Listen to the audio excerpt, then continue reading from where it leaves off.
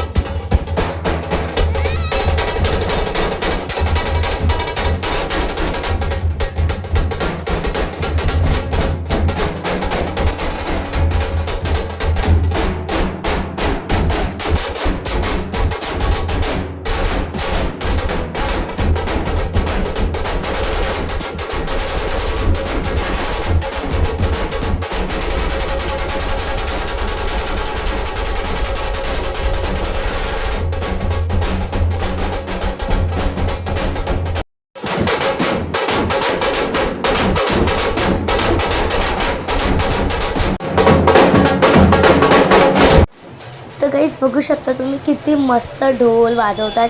मला तर खूप आवडलं आणि मला तर इतकं मस्त वाटते कारण की इथे बाप्पा आलेत.